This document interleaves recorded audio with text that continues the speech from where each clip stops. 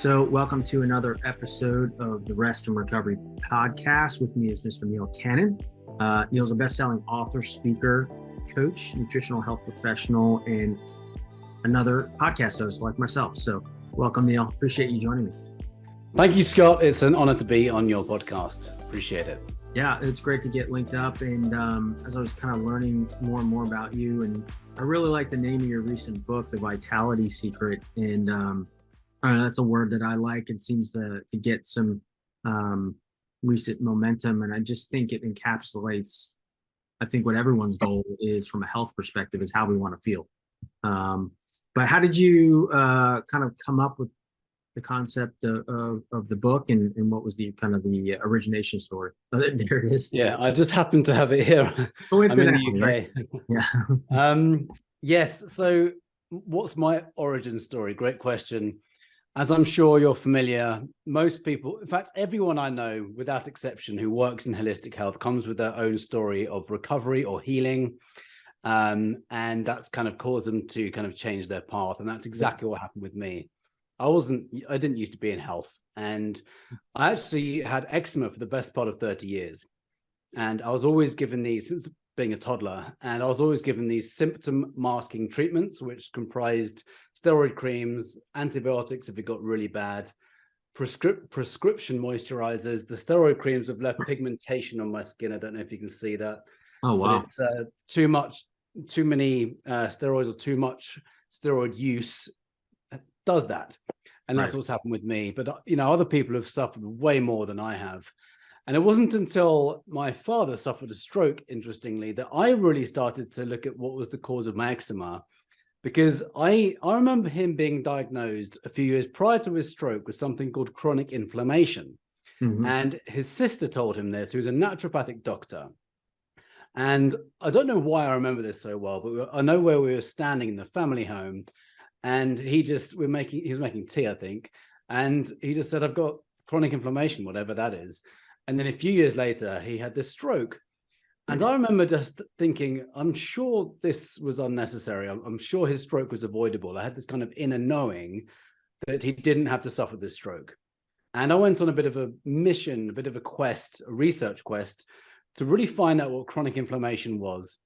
And I read some books, I saw it in documentaries and watching interviews with experts and doctors. And it just became very clear to me very quickly that chronic inflammation was the underlying cause of almost every illness.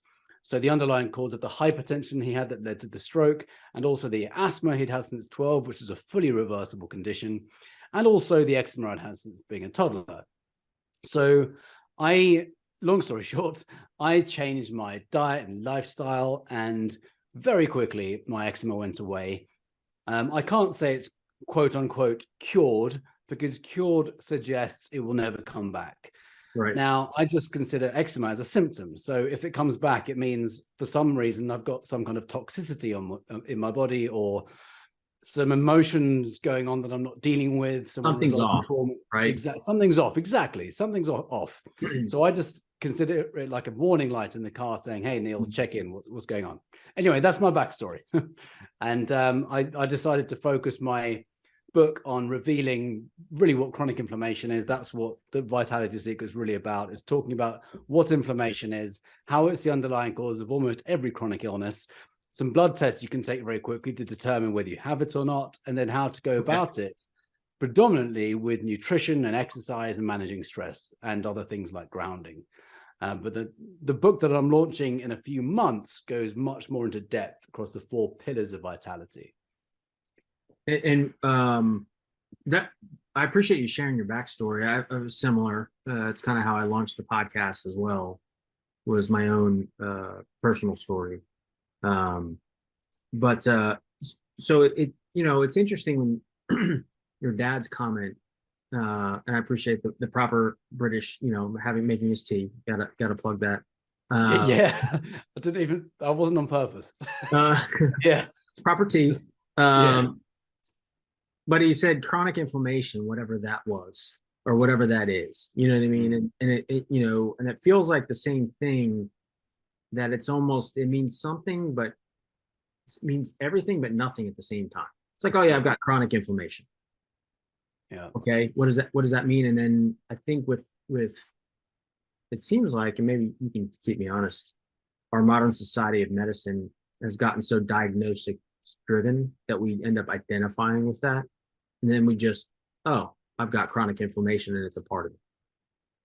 Yeah. I mean, it's interesting what you're saying about chronic inflammation. I did a talk at UCLA a few years ago, Okay. and I asked the audience who had heard of chronic inflammation or inflammation, and just about everyone put their hands up. And then I said, who can explain what it is? And almost no one put their hands up. So just like you're saying, people have heard about it, they don't really know what it is. And when it comes to modern medicine or modern medication, it's typically treating the symptom. Mm-hmm. And great at diagnostics and attaching a name to whatever symptom it is and providing a medication for it. When it comes to healing the body, that's not what modern doctors are typically trained in. Yeah. And it's often the case that doctors who were conventionally trained often switch to a new form of training when they realize that the drugs aren't making people better. Obviously, this has its use. It's phenomenal. Absolutely. It's got emergency medicine, I call it. It gets us out of trouble, gets us out of pain. Brilliant for open heart surgeries, saves lives. My own parents wouldn't be alive thanks to, if it wasn't for modern medicine, Western medicine. So you've got to be grateful and appreciative for what it's good for. I have just found in 10 years of being in holistic health, when it comes to illness or chronic illness and dis-ease, there are much better forms of medicine than Western medicine. Absolutely. And there's many forms of medicine. There's many forms. A lot of people just think Western medicine is the way, but it's just one of many, many approaches. And I don't like to use the word alternative health either. There's an alternative to health, which is taking drugs, which is unhealthy. Yeah.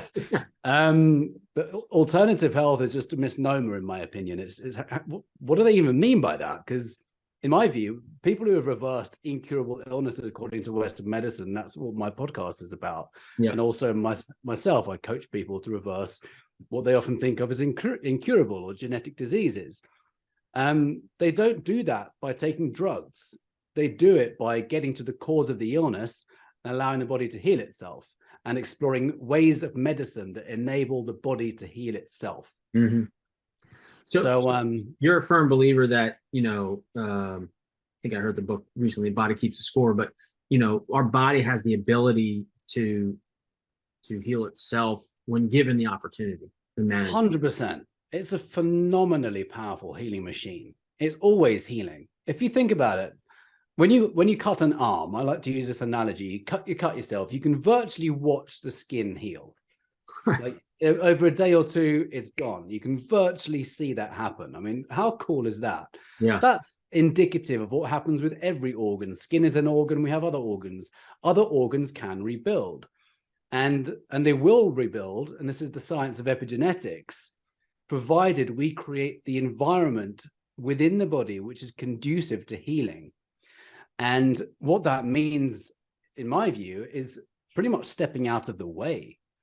It's taking toxins out. It's finding what the trauma is. There's normally, most chronic illness is normally rooted in trauma. And you mentioned the body keeps the score. That's precisely what that's about. If we experience events in our lives that jolt us, and everyone has, it could be as small as an argument with a sibling when you're 5 years old, or a parent when you're 10, or it could be something more severe. And every time we have an experience like this, it jolts us. It takes us out of alignment, and ultimately they can leave this energetic imprint, and we store these emotions like electromagnetic bundles of energy. One of my favorite phrases is, the organs weep the tears the eyes refuse to shed. That's William Osler, the father of modern medicine. Brilliant guy. So this is the piece that I would say is one of the most important pieces to focus on, yet it's one that is often the last, if people even go there at all. It's often that when people reverse illness and they want to rebalance their bodies, it's normal to start with diet and exercise. Right. Anything else, the more tangible processes and techniques. And absolutely, that's key. And finding out where other toxins might be internally and externally, what's threatening the body. Chronic stress, of course, most people can relate to that. That weakens the immune system more than almost anything else. But ultimately, we want to be finding out was there a trauma that triggered it? And often when I'm working with people, I say, when did this start? When did your asthma start? Or when did you start experiencing allergies? Or when was this autoimmune condition triggered?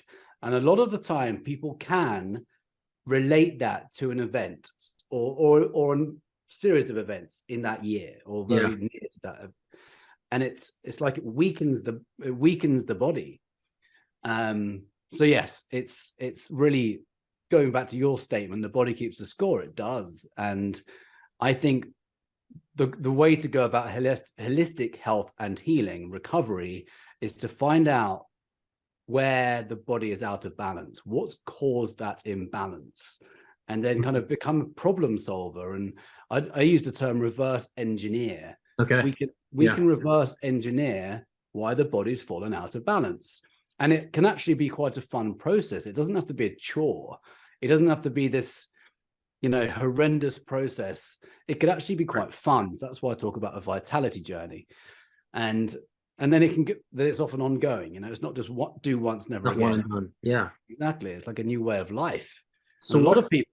What would be an example of that sequence or those steps, that process? I mean, in a synopsis, I'm assuming you elaborate in your book and in some of your Yes. So I talk about the 4 pillars of vitality being physical, mental, emotional, and energetic, or spiritual, whatever word works for you.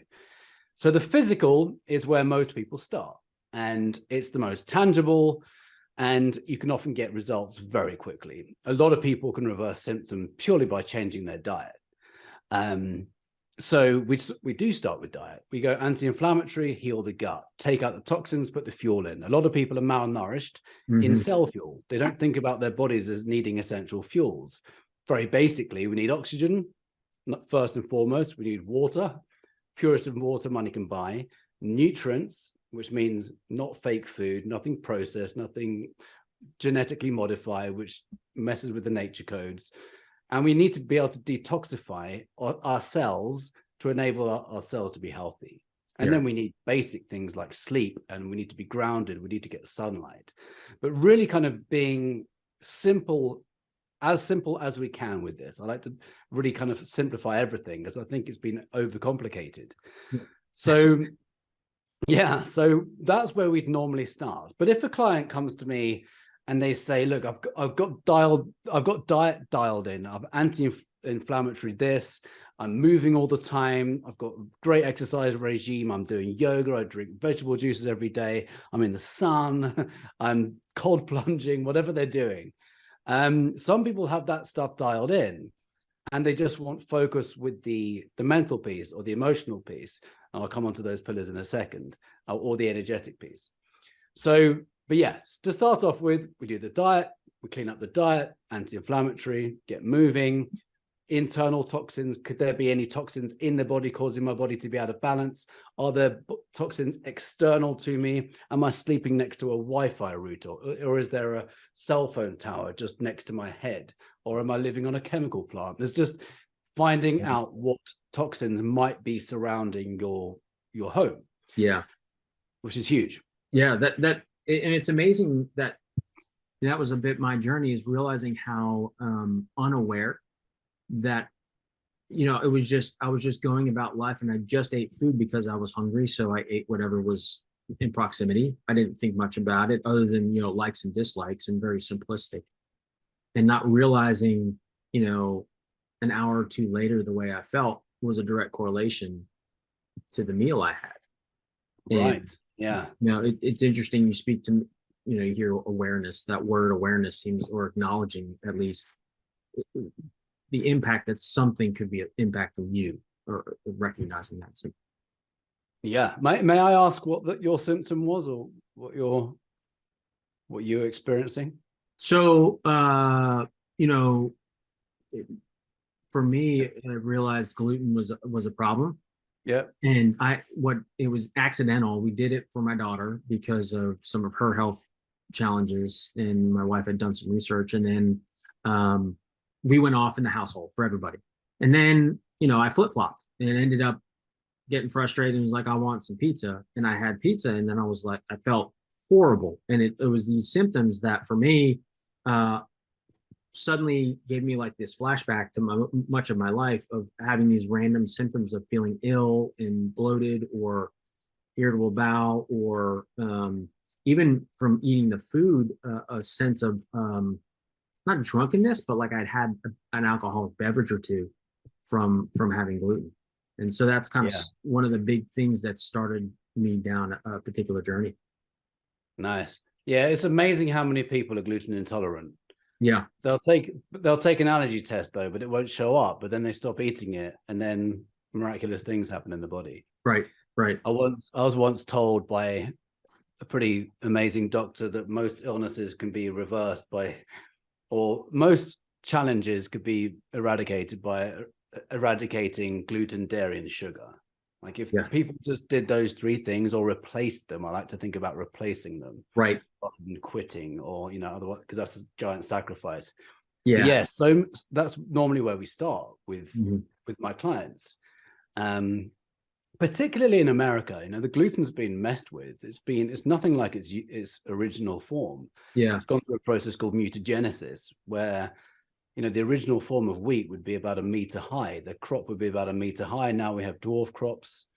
So farmers can yield more in less time because it's gone through mutagenesis and they've altered the protein.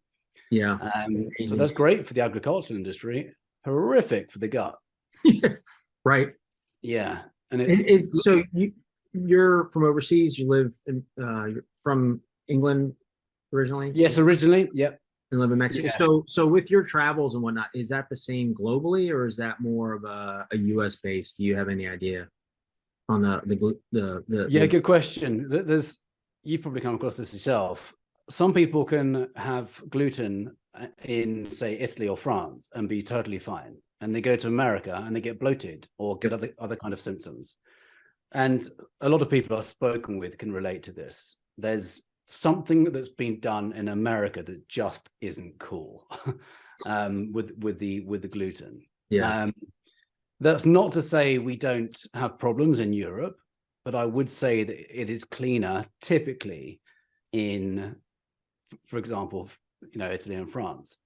I know in Scandinavia they've banned GMOs. Okay. A brilliant documentary called GMO OMG really looked into this. And it was amazing what they found. It was amazing, actually, what happened with the mice and rats when they were eating GMO corn or Roundup Ready wheat. Really? I don't think I want to know. Yeah. I think I have an idea, but I don't. Yeah. It's a good recommendation, though. Sure. I do, once people are aware, and we go, oh, crikey, this food has been completely messed with. I always talk about sticking to the nature codes. The moment we veer away from nature, we're really gambling with our health. And, it's one of the first rules really in health is just to stick to nature. Stick to as close as you can to nature. So if we're consuming food that's been genetically altered, we're not honoring nature. And what was happening with I can't remember if it was mice or rats, but in GMO OMG, there was a Dr. Seralini in France, and the test that approved the corn, for example, went through 3 months of testing, and the mice or rats were fine within 3 months. Who can say anything is safe and effective in 3 months? Right. No one. Right. No one can say that. No one can make that claim, which is, we're seeing this in the last few years, right? Yeah. And what's happening as a result of those things. No one can say anything is safe in 3 months. It's just, you just cannot say that. So this Dr. Seralini, I'm just covered in goosebumps as I'm talking right now. Dr. Seralini in France said that isn't a fair test. So he did the same test, but continued it for 12 months, for 24 months. between 6 months and a year, the mice and rats started to develop tumors. And within 24 months, they were riddled in tumors because these rats, or I can't remember, mice or rats, have been consuming a GMO form of corn. So they were altering nature, and then that was reflected in the bodies of the mice or rats. That is scary as can be. And we're consuming pretty much anything and everything we have. Because corn is like, you think about not even just having it naturally, like any boxed item has corn. Oh, I know. Or I know. Soy, and they're just hijacked. We need to be very mindful. Just, it doesn't have to be a scary subject. It's just like, okay, start to read labels. Can I recognize this ingredient?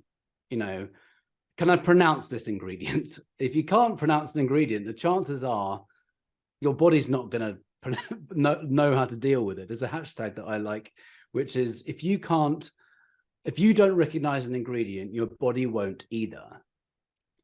Yeah. And there's so many ingredients in breakfast cereals fed to children, and you just look at the labeling. I can't even pronounce half these things. No. What are these things?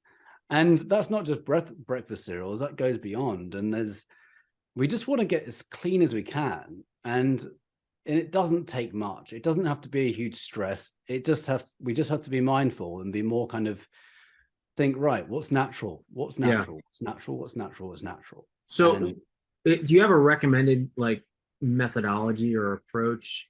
And I think I know the answer based on kind of what you're saying is, pace yourself and progress over time, when it comes to swapping that stuff out, because we are so inundated, you start looking through and it can turn, like you said, make it a big like horror film, but we need to kind of get off that stuff. Is there a methodology or approach that you suggest? Yeah, I do. Well, when I work individually with clients, because I have a group program as well, when I work individually, I always ask if they'd rather stagger it or go all in. And it's really about the mind of the person. And someone's ready to just, if they've got a really serious autoimmune, it's often better to just go, right, let's just do this. Let's just go for it. Let's go hell for leather, get the mind ready, and then just, just go all in. But if one wants to stagger it, then I would start with, taking one food type out or replacing one food type 1 week, and then in the next week replacing another food type, and then do that. But from day one, really start to become mindful of what one is eating. Just take a food diary, see what you've eaten every day, and then we could review that a week later. Or there's ways of doing it, not to make it a huge stress in one's life, because the last thing anyone needs is for this to be stressful, right? Because stress itself is immunocompromising. And there's the argument to say that if you're super zen, you can eat whatever the hell you like. But very few people are zen these days, and we just have to be respectful of the current life most people are leading. And the easiest way to do reverse illness is to start with the diet, and then get onto the mental piece, get onto the emotional piece, calm the body, calm the nervous system, and do whatever we can to rebuild the gut from an mental and emotional standpoint as well. Yeah, we focus quite a bit on diet, but for example, some people could have all these food types for most of their life, and they get to 35 or 40, whatever age, and suddenly they can't have it anymore. So what's happened? Why were they able to have bread and milk every day, and then suddenly they can't take it anymore? Yeah. And that's where the emotional piece normally comes in. So of the 4 pillars, we just talked about diet, which is part of the physical. There's mental, emotional, energetic.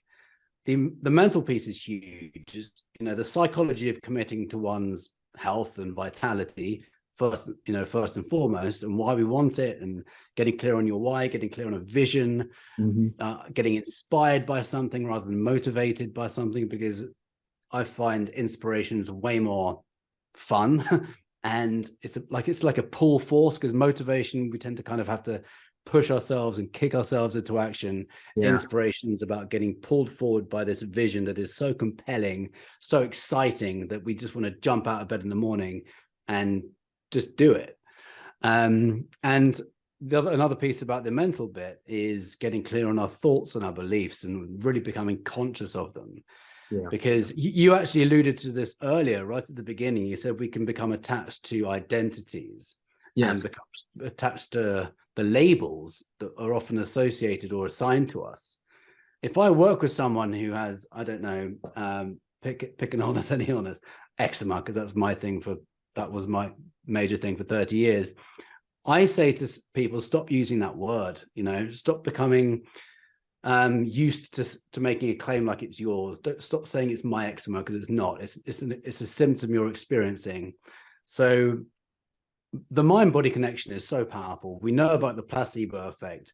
Mm-hmm. Most people are familiar with that. You take an inert substance every day, you take it once or twice, whatever the frequency is, and through the sheer power of belief, you can tell your body to secrete this perfect concoction of chemicals to heal the body. Yeah. You're taking a nothing pill, and your body is getting rid of something. Isn't that amazing? I mean, yeah, and it goes back to your earlier comment on, the body can truly heal itself. We just have to recognize that and come to that conclusion that it is there to do it. Totally. I was on the plane yesterday because I flew from Mexico to England yesterday. And I just happened to be sat next to this woman who had reversed her Graves' disease, overactive thyroid. And she did this purely with the mind. She was saying every day, really? She was talking to, because she had a very tuned in mother who said, your body can heal this. Just tell your body to heal it. And she was doing that every single day. And I actually asked her about the verbiage that she was using. She did actually bring the word God into her process. Yeah. Every day. I think she said she read the word of God. Yeah. Anyway, it was really bringing her spiritual beliefs into it. Yeah. Really understanding the power of the body, whatever your belief systems are around that. I don't really like to go down the kind of religious route, but what I would say is there is a creative force behind us, behind our creation. And that is such a magnificent force. Whatever word we want to use, I tend to use source energy or the divine, or if we can allow that to do its work, the body is so amazing. I've been to a number of Joe Dispenza events. Are you familiar with Dr. Joe Dispenza? I am. Yeah. In fact, I came back from one in December, and people attend these events and they don't change their diet. They're not exercising more. They're not taking root canals out of their mouth. That's a huge one, by the way, mercury. Oh yeah, whole rabbit hole. Yeah, that's a very good rabbit hole, or deep one, but it's one to consider for sure. But my point was, people can attend these events and heal their body through thought alone, through the power of meditation, through immersing themselves in nothingness for a very long time and changing the frequency in their bodies. People have attended these events and eradicated multiple forms of cancers in days, or autoimmune disease disappearing, handicapped people are walking again, deaf people hearing again, blind people seeing again. This is happening. And these are the kinds of things that would be regarded as miracles. But I'm using air quotes for listeners. But it's when something is repeatable, it becomes a technology. And that's what it is. We have a technology within us that is designed brilliantly, immaculately, perfectly. And provided we just follow a formula, I believe that almost everything is reversible. I believe the body can heal just about anything. We just have to really acknowledge the sheer power of the human body, step out of the way, get rid of what's harming it, and put the good stuff in, put the fuel in. Yeah. Well, I like what you said there. Like, our body really is the most technologically advanced system on the planet. And I think, the fact that medicine in general, from a broad, is you always hear practicing medicine, because there's no perfection of it. We're constantly learning things. I mean, recently new discoveries, and I'm sure there'll be a whole bunch more on how the body actually works, because, and I think that's even in the health space, some of the confusion that some get frustrated with is, going back to the diet piece where there's a lot of diets presented. But at the end of the day, it's, it's a practicing because it's somewhat fluid. It changes. It depends on the individuality of the person. And that, you mentioned also the external factors that influence you. Yeah. So it's fascinating. Yeah. A diet can be a bit of a minefield because every form of diet works some of the time. It's and every form of treatment works some of the time. So it is body dependent. Right. And if you want to be vegan, fine, be vegan. Just be conscious about it. If you want to be a vegetarian and be conscious about it, meaning clean it up. Just be mindful about what might be triggering inflammation. Some people will be vegetarian and be loading up on grains, not realizing that a lot of the grains they're eating could be causing inflammation in the gut. So they think they're being healthy because they're not eating meat, but then they're eating a lot of grains that could potentially cause leaky gut. Yeah.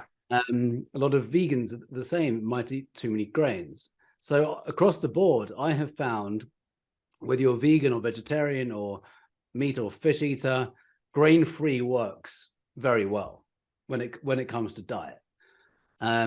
Most people are malnourished in micronutrients, so it normally serves to have many more vegetables. Unless you have an autoimmune, it's best not to have nightshades. And your gut might prefer cooked vegetables rather than raw vegetables. And it's just finding out what works for your body, testing, having a microbiome test really helps. There's a few companies that can determine what food types are good for you and which ones aren't very quickly by having a microbiome test. Yeah. And that's quite a new thing. Otherwise, blood tests are still pretty good, or bioresonance. I do like bioresonance. So yeah, I think diet can appear overwhelming, but first and foremost, whether you're a meat eater or not a meat eater or pescatarian or keto or paleo, whatever it is, just clean eating first and foremost, and then consider what the inflammatory culprits are. Yeah. A lot of people don't realize that it actually steps beyond gluten for a lot of people.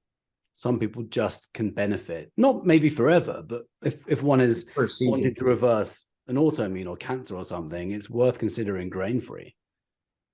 Yeah, I mean, at least for a season. And, I've had some recent conversations with friends and family on that exact thing is, you have to be mindful of the fact that it might be temporary and then you can reintroduce it. Yes. So then that way you get a real litmus of, like, you've got a cleaned up gut, cleaned up system, and then what is this doing to me? And you're really going to see the flare up. Or not, or maybe it's not. Maybe it was just the season you're in, and because the gut was off, that food isn't so bad for you. Yeah, and there's obviously the environment you're in. If I'm in Mexico and I'm kite surfing 2 hours a day, and I'm in the sun and in the ocean, I can eat pretty much whatever I want, right? And my body is going to be okay. If I go to England and I have jet lag and I don't sleep for a number of days, my body starts to get very sensitive. Yeah, and I've got to be much more mindful about what I eat. That's a great point on the lifestyle, right? We go from vehicle to office building and things of that nature. So how do you integrate that into the modern life? Good question. That's where biohacking comes in. Right now, I've got this white light behind me and I can't stand artificial light. Mm-hmm. I'm using it because I'm not in my usual place, but I took my face for you. What I was going to say was, unnatural light is not good for us. If we're in an office 8 hours a day, we need to be mindful about that. You might want to get blue blocker glasses, particularly later on in the afternoon when it's dark outside in England, in winter months. We want to be getting sunlight, even if it means stepping out at lunch. Even if it's gray outside, we need to expose ourselves to sunlight as much as we can. And even if it's just an hour at lunch and a couple of breaks, just get outside, get moving, get walking. Being in office cubicles, I don't think is a healthy way to live. So if we need to find ways outside of that to make sure we get sunlight. This is where infrared saunas might be a great idea, for example, or any kind of biohacking equipment that gets you exposed to the elements. Grounding is a great one. You know, I like to ground. It's a great hack for jet lag, by the way. Grounding, sleeping grounded, walking. Okay. It's good for jet lag? Yep. It helped me a lot the last time. And this time, for whatever reason, I didn't do my usual process yesterday, but now I'm about to get grounded and sleep grounded, and it normally helps. So I normally jump in the ocean. I've been taking cold showers. I do Wim Hof breathing and cold therapy normally. I have a nice tub over in Mexico, but I've been taking cold showers here because I know how anti-inflammatory that is, and great for blood flow.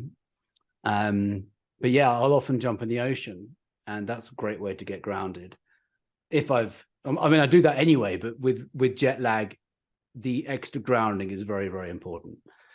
It's good for the body electric, which is a huge focus of my work. It's kind of like the backbone of my work, understanding that we're wired up like a house. So yeah, biohacking is a big way, you know, going back to your question about how do we do this in our modern world? We need to be mindful about things that aren't in our best interest or in alignment with nature. So if there's lots of artificial light, get out of it. Or if you're at home, fix the lighting so it's decent and not going to be harmful. If we're taking in artificial light into our eyes, it's not good. So finding ways to kind of counteract that. It's pretty amazing the importance of light. Yeah. So what is your morning practice? Morning practice is breath work, meditation. Sometimes I do a form of breath work which is beyond Wim Hof, but I actually run a group Wim Hof session. I do it Monday to Friday. There's about 15, 20 of us who do it every morning within a community we're in.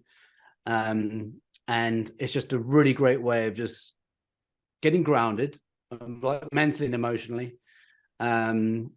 People didn't realize, I'll say another way, it's very noticeable if you don't do the breath work when you get used to it, because it's a very good way of getting grounded beyond the physical benefits and the physiological benefits of breath work. What it does for your emotions and for the mental state is amazing. It's like it's creating a foundation so you're solid for whatever the day throws at you. And you know, we're building resilience. So you think it's like exactly, totally, exactly. It's all about resilience. Yeah. And the more grounded we are mentally and emotionally, we're more prepared for whatever life presents for us. I was careful with my wording then. You know, sometimes it can appear like things are happening to us. Right. But if we can spin that on its head and look for the blessing in everything, like right now I'm dealing with something that's could be construed as a very, very stressful thing. And I'm just doing my best always to look at the benefits or the hidden blessings. Mm-hmm. You know, in a year or two, I'll be able to look back and go, oh, now I understand why this happened. And some of it is about seeing the blessing in it when you're right in the middle of it. That's a great reminder on perspective. Yeah, perspective is huge. And just, I mean, you can be a victim. I think I heard in a podcast once, Matthew McConaughey, the actor, he was talking about his Green Lights book, but he said, we're all victims, but we choose to be victimized. And so you can choose how you want to perceive the circumstance, because it could always be worse, right? We're above ground, so I'm fortunate and thankful for that much. Yes, yes. I've actually prepared a social media post. I haven't actually posted it yet, but I'm talking about 3 levels of consciousness: it's victim, victor, and then creator. Yeah. So most of us operate from a victim standpoint because that's what society is programmed into us. That's what's just, it's ingrained in, well, this is my belief, it's been ingrained in us since the moment we're born. And when it comes to health, what do most people do? They feel like they're victims to whatever has happened to their bodies for them, but it's almost like something happens to us. Yeah. So, and if we're victims to our bodies, it renders us powerless. instead of saying, okay, I've created this, you know, I'm responsible for my health. If my body shows me a symptom, what's more empowering? I'm a victim to this genetic disease, or I've created a symptom. Something is out of balance. My body's showing me a warning light, so I need to go and attend to it. What's more empowering? I personally believe, well, let me ask you, what's more empowering? What's that? What do you find more empowering? I'm a victim to my symptom, or Yeah. I've created my symptom? Yeah. Yeah. Yeah. I've created it. I mean, yeah. You know, being the victim is like that. Like you can't do anything about it. Yeah. The lack of autonomy on that. Exactly. And then normally it's a case of, oh, this thing's happened to me. I better go and see a doctor. And I guess the only option then is whatever is prescribed to me. And if I'm a victim, I'm not going to go and do my own research. You know, there's a lot of disempowerment around being a victim. It's like you need permission to treat your own body, and you have to ask somebody else to do it. And by the way, I'm not trying to minimize or dwarf the impact of a really severe diagnosis. You know, that we can't shrink that into, you know, make it trivial. It can be a very, very big thing. Absolutely. All I'm alluding to is, if we can say, okay, even this very, very big thing, if that's happened somewhere, unless you're one of the 1 or 2% of the population that is born with a defective gene, and that's definitely possible, somewhere in our lives, the likelihood is we've fallen out of alignment. And there's a plethora of opportunity to see that as an opportunity. Once we get past the initial shock of whatever the diagnosis is, Deepak Chopra always says, accept the diagnosis, not the prognosis. Because a prognosis is based on a form of training that goes back 112 years. We don't have to go into it now, but a form of training doesn't understand about the cause of illness. So we want to find what the cause is, because if we find out what the cause is, getting a diagnosis can be one of the greatest gifts ever. There's a book called Radical Remission, where Dr. Kelly Turner interviewed hundreds of people who radically reversed very advanced stages of cancer without any medical intervention. Wow. And one of the questions is, what do you believe was the cause of the cancer? And almost every time it was emotional, some kind of trauma.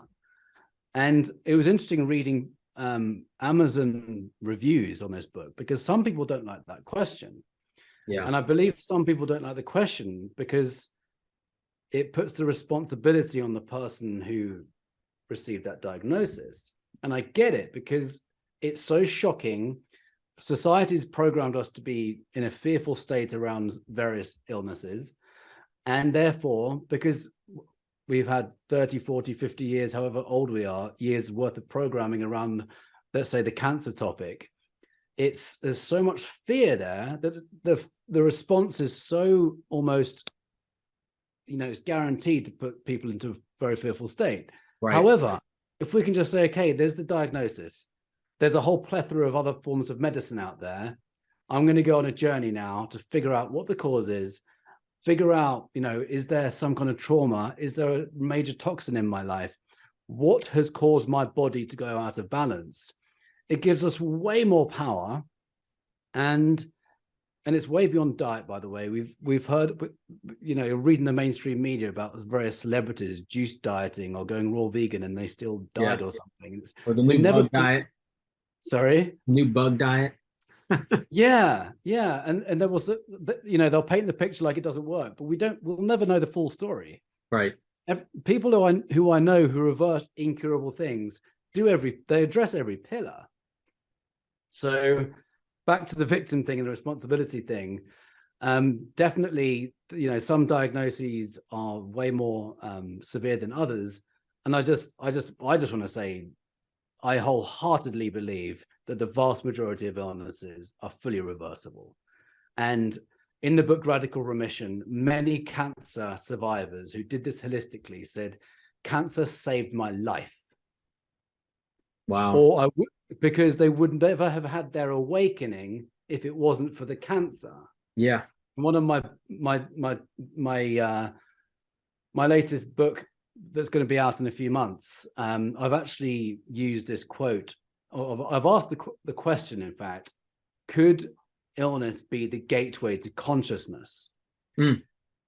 Because a lot of people who get some kind of major diagnosis will go down the healing route. They'll go down the vitality journey. They'll go and reverse engineer what's happened to their bodies. Yeah. And as they discover all of this incredible information, they become more and more aware of what's available to us. And we step into the world of the energy and the quantum, and healing the body through thought alone, and healing other people with energy with their hands, and understanding what we could do with visualization, and going back to scriptures that have been taken from us 2,000 years ago.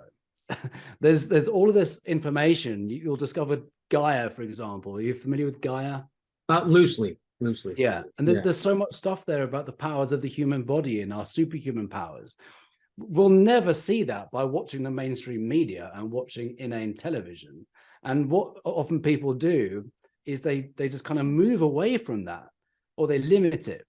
Let's be fair, they limit it. And I hardly ever watch mainstream media, by the way. Yeah. Same.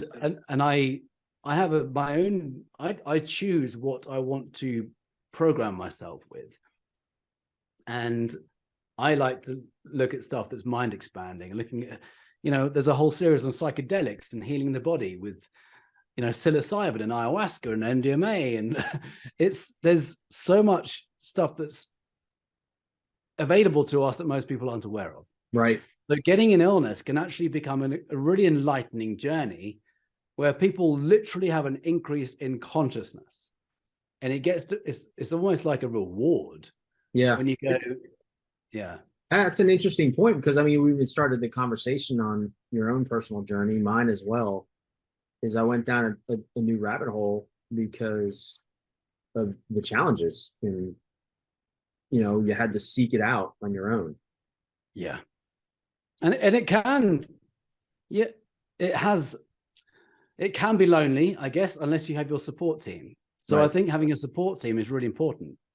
Whether that's your intimate partner or close friends, support groups who are doing this holistically. They're the ones that can lift you up. And there's so much available to us now. Yeah. In terms of communities who are doing this a different way to the convention. So once you kind of make the decision, things start to just unravel. And I think sometimes Western medicine can be combined with holistic healing principles as well. It doesn't have to be either or. Right. Although I would suggest that in time, the Western treatments will just kind of disappear because you've discovered all this new stuff.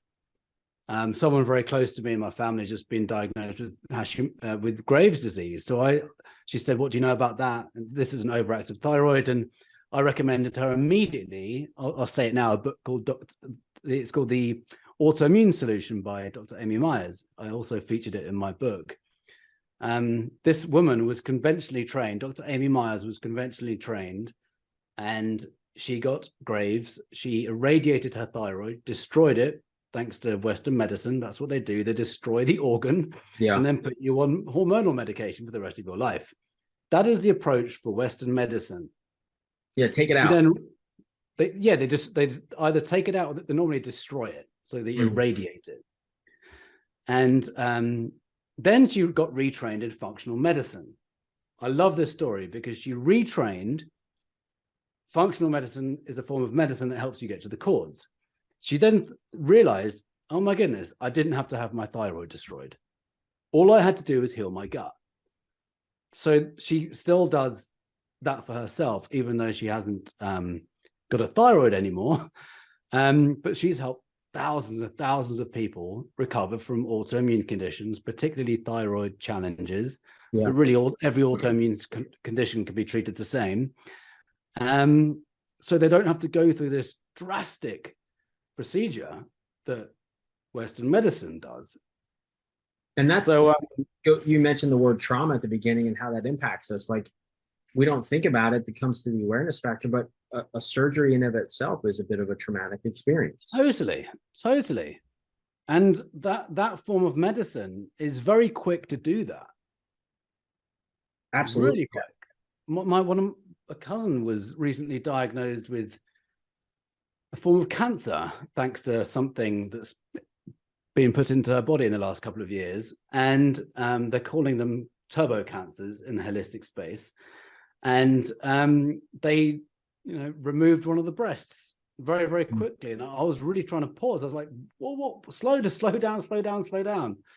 But she was so fearful, and understandably, because that's what's presented. Yeah.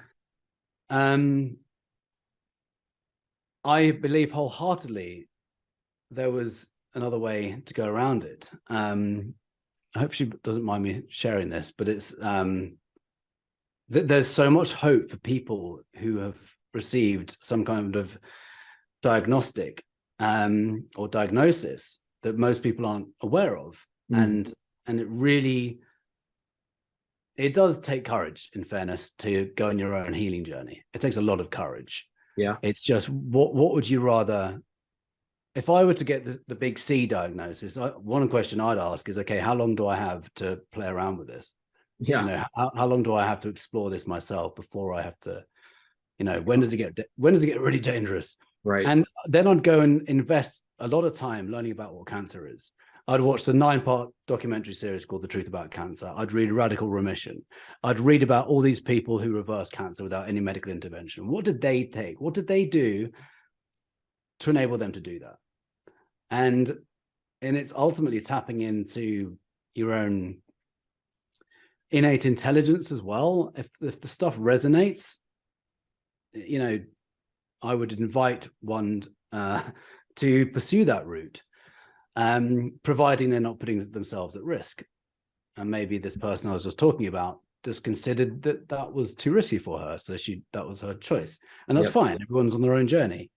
So yeah, the point I'd like to say is, I think that I know that there are so many options behind or beyond the conventional way of doing things, which, although it requires courage at the beginning, support network, support team, find someone who's good at it, find someone who's tried and tested, done it again and again, can show you results and that kind of thing. And know that the body is a phenomenally powerful self-healing machine. And there's normally some kind of trauma or some kind of toxin that's preventing it from healing. Well, that's, I think we're kind of coming up on time. I think great words of wisdom, especially for anyone with any circumstance, steps to go about that. Neil, I really appreciate, where you stand and what you're doing, and grateful for your time. I like to close things out with a bit of a hot seat, so to speak. So 3 questions, nothing too heavy, but what are you reading right now? What am I reading right now? I am reading a book on emotions, actually. Okay. And I just had a complete mind blank of its title. Power versus Force. What was that now? Power versus Force. Okay, Dr. David Hawkins. Okay. I'm actually rereading it, to be honest. It's phenomenal.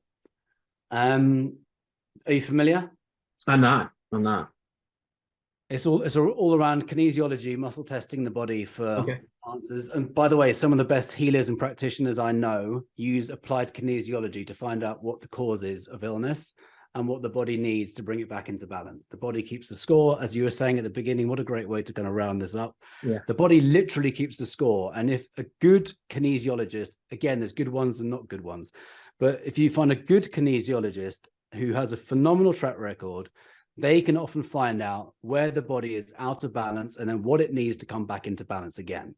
And Power versus Force is not just about health, it's about all kinds of things.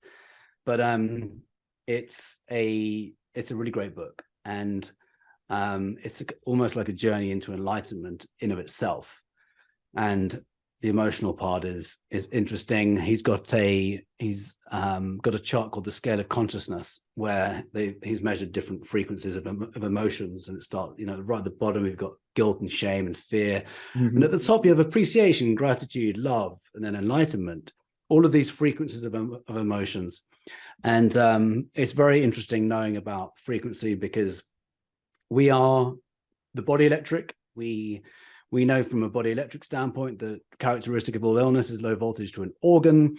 We know from a more quantum perspective from the likes of Dr. Joe Dispenza that illness is a result of the lowering of frequency. So if we can raise the frequency in our body, we're going to literally change our biochemistry and create healing.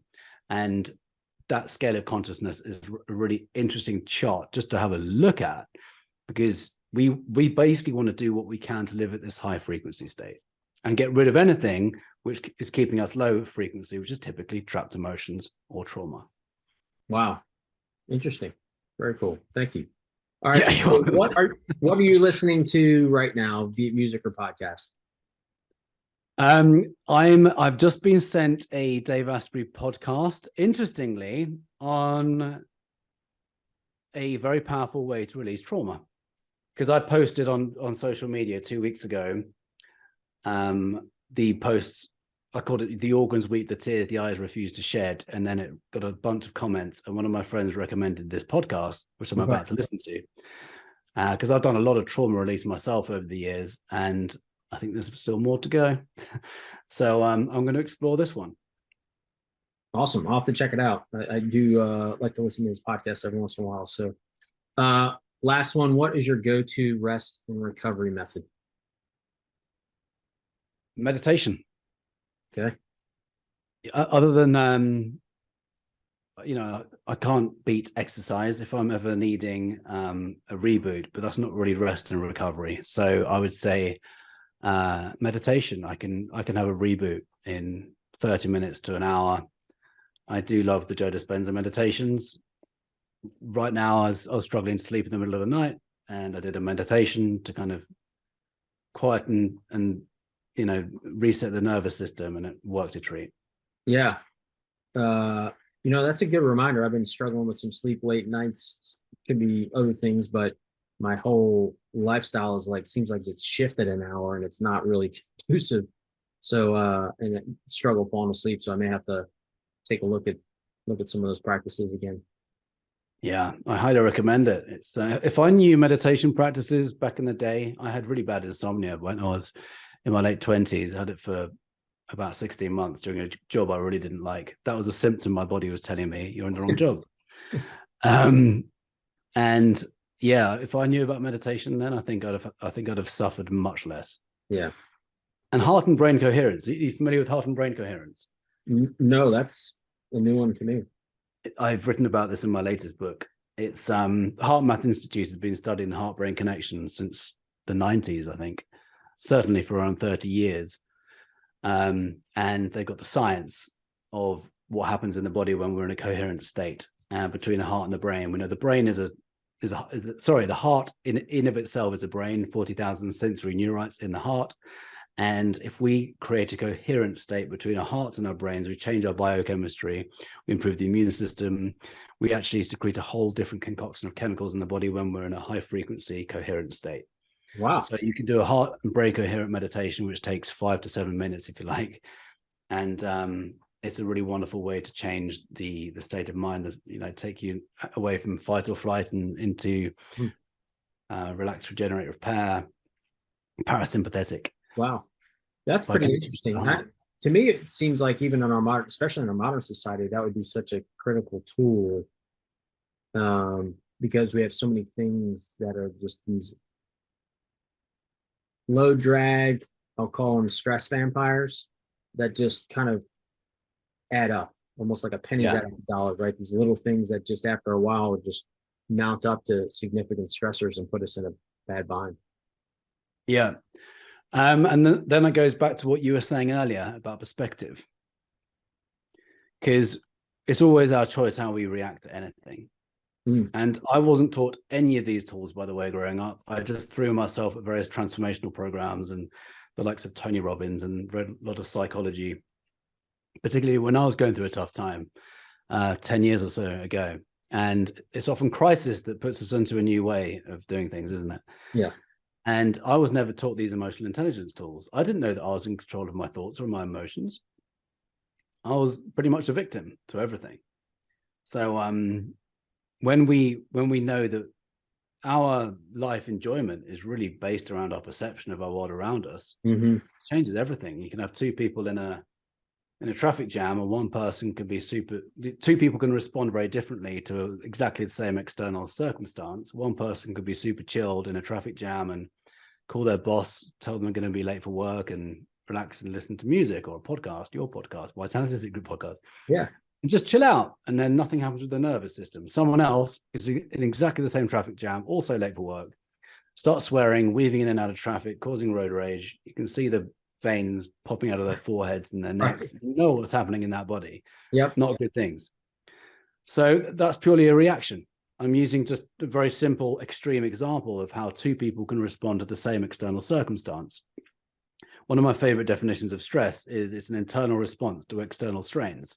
It's your body's internal response to external strains.